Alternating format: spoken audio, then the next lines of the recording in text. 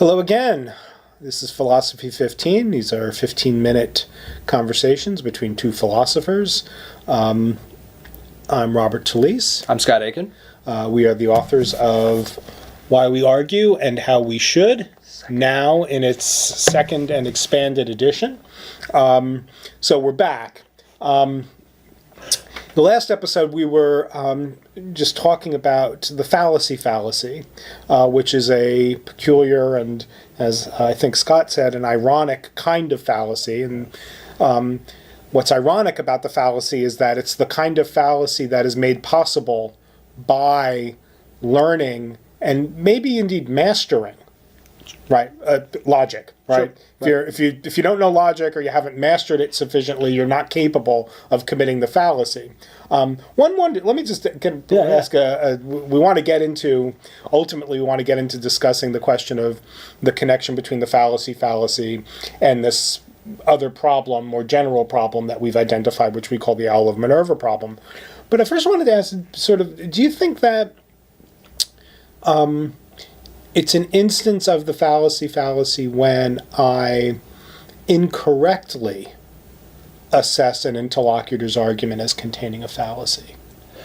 Right. Is the fallacy kind of a success term? Yeah. So sometimes this is called so there are different iterations. Notice, by the way, that it's a kind of a meta fallacy. Right. Right. And so sometimes you can have the fallacy.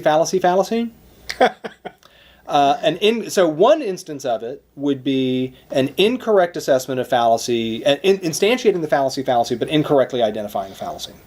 Right. Right. So that would be one version of the fallacy. The other one would be charging someone with committing the fallacy, right? When in fact it is true that were there good arguments for something, or under these dialectical conditions, that if they haven't been able to prove the positive, the negative actually follows, right? So certain dialectical conditions. So here would be an example of saying something like, like courts of law would be something like where you'd say like, well, you didn't prove their guilt, so they must be innocent. And someone would say, that's the fallacy. And you'd say, well, that's actually the fallacy because it's on you to prove that their guilt, not on me to prove their innocence. We get to infer their innocence because it's the default. Right. So there can be instances of the fallacy. Maybe an episode for that later, right? But it looks like there are sort of levels of sense that can happen. But one of the crucial things with the fallacy that charging any charge of fallacy actually requires a certain level of burden of proof to be able to then show that certain kinds of dialectical burdens obtain on some argument, and then they're not satisfied. Right. Okay, that's good. So let's shift gears then to the Owl of Minerva problem. Let me take a first sort of big, wide focus, sort of run through of what we were calling this problem. And then let's try to zero in on how the fallacy is a kind of peculiar site where the Owl of Minerva problem emerges. So let me see. The Owl of Minerva problem consists of the following sort of conundrum or difficulty. There are part of what it takes to reason well together, part of what it takes to do dialectic well, is not only to perform well in the first order giving and taking of reasons within the logical space and all the rest, but there's also a component of good dialectics that involves properly wielding a second order evaluative language, right? Speaking very broadly, language, right? So part of what one has to be able to do in order to be a good arguer or a good reasoner or a good collective dialectician is not only to give good reasons for your first order claims and to be able to track the first order reasons in an exchange, but also one needs to have mastered a certain inventory of second order concepts.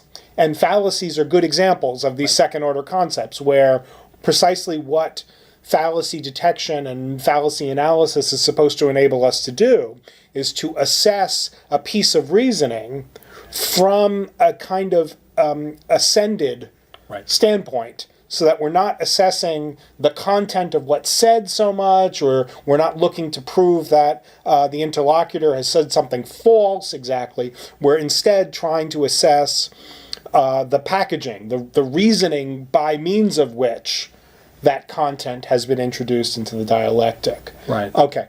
So the trouble, I guess, then arises when the second order language, the language that's supposed to have ascended and is being used to evaluate first order performances, when that set of concepts itself becomes what we call weaponized, right? Becomes another move in the first order dispute. Right. So help us make sense of that. So some of them are just like calling somebody and just saying, like, you're just somebody who just makes ad hominem arguments, right? And so, ironically enough, that's an ad hominem argument, right? That's attacking the person. Now, again, maybe it's relevant, maybe it's not, but in fact, one of the things that we identified in the book was that there were lots of instances in the Republican debates and things like that where the candidates were pointing at each other and say, "No, you're a name caller. No, you're a name caller," right? And say, what just happened was that the development of a meta language that was supposed to help us keep things in order, to fix things, actually contributed to making things worse. It was just one more occasion for us to argue badly. And so the Owl of Minerva problem seems to arise whenever we develop tools to describe how we work, to describe our norms, and that whenever folks become aware of those tools, they are supposed to be, you might say, tools that are corrective, but the tools of correction then just become things that we just use and abuse too.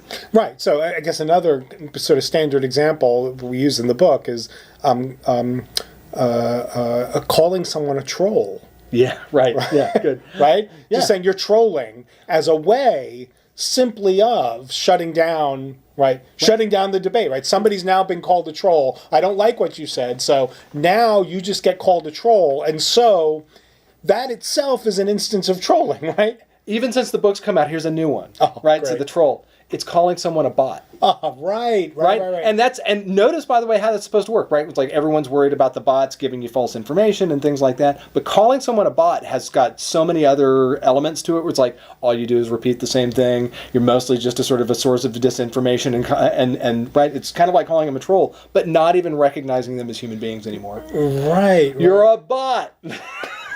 Yeah, and my guess is that anybody watching this could right now go on the internet and almost any site where there is long threads of discussion and argumentation, or attempted discussion and argumentation. This is going to come up fairly regularly, where somebody's just going to the disagreement's going to reach a point of frustration where someone just calls the other side a bot. Because the term that was introduced as a second order sort of semantically ascended term to talk about what's gone wrong down here. Yeah, what's gone wrong, which is some mechanical, non-fully rational, not a reasoner has mechanism has interjected itself into the dialectic and created mischief.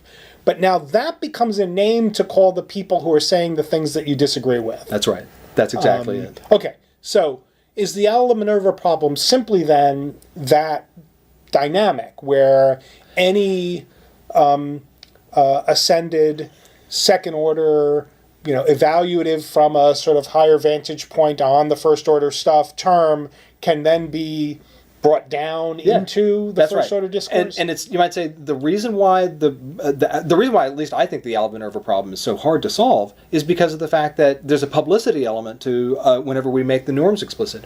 We publish them. We teach these concepts to introductory freshmen. The way to solve the Owl of Minerva problem would be for people who are who are participants in these dialogues to come up with the norms for them, but to not let anybody know about them. You wouldn't get the Minerva problem if only you might say if only the philosophers had the concepts and we just never told anybody about them. We just showed up and we watched people and then discussed it between ourselves and didn't let anybody else know. Then we wouldn't have the we'd have it with each other, I suppose. Yeah. But at the very least, we wouldn't have it in populace, right? But the problem is that look, the whole point of being able to do this work is for us to then say, I've got a new fallacy, or to say, I found a new interesting way that reasoning works, and to let folks know about it so that hopefully we improve. And so the great irony is that, again, the irony of the Minerva problem, the fallacy is so profound, because it's because of philosophers and logicians and folks like that doing, you might say, the rubber meets the road, the public philosophy, that actually makes us worse. It's by being public philosophers and bringing the good news of philosophy that it's actually bad news. That it's actually bad news. It makes for bad news. It makes for bad news. There can be good news, maybe, but right. But the thing is that a unique kind of bad news is made possible by that phenomenon. The only way to solve it is for philosophers to just zip it and not tell anybody. Well, but I mean, there's a difference between solving a problem and evading it. So it's not the way to solve the problem. The problem, I take it, is the conceptual problem that any second-order evaluative series or menu of concepts for assessing performances at a first order will be will be vulnerable to sort of being sucked into the first order disputes. And I take it that, isn't it true? Wouldn't it be true that even an evaluative language for the performance of sort of non-dialectical things, right? I mean, you can talk about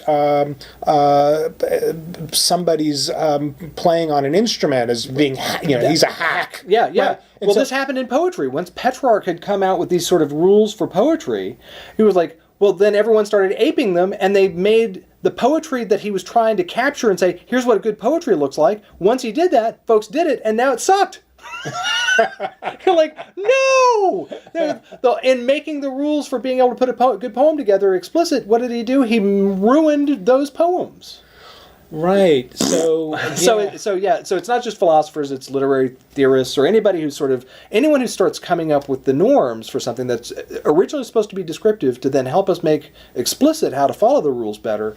We actually, once you do that, then you create these possibilities. In this case, they're not trolls, they're just folks wanting to write a good poem, but it turns out that they're hackneyed and so on. Right. So that's just a vulnerability of just any evaluative stance that aspires to evaluate from a position above the fray, right? So you're evaluating some kind of conflicted or competitive or some activity where the performance can be assessed at the first order, right? You scored the goal or you didn't score the goal.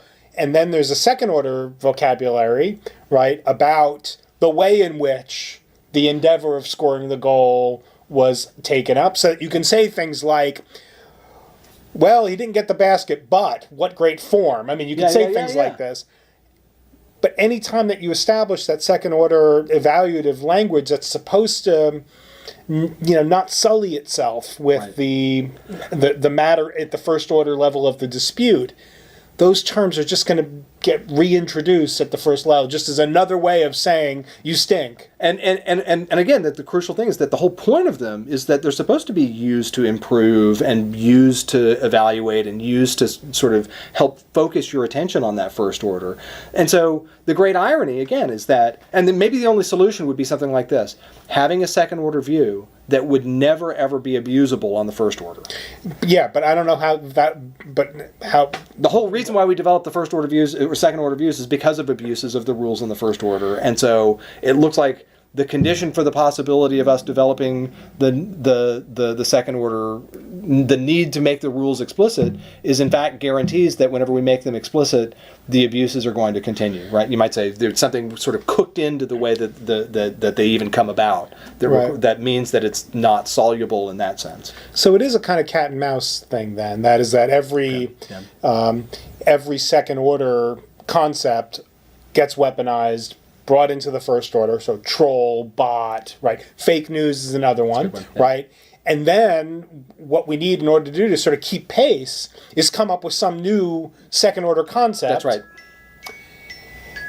And then we're just set ourselves up for the same thing to happen once more. Well, the good thing is that we'll never be out of work. This is Philosophy 15, folks. Thank you for watching.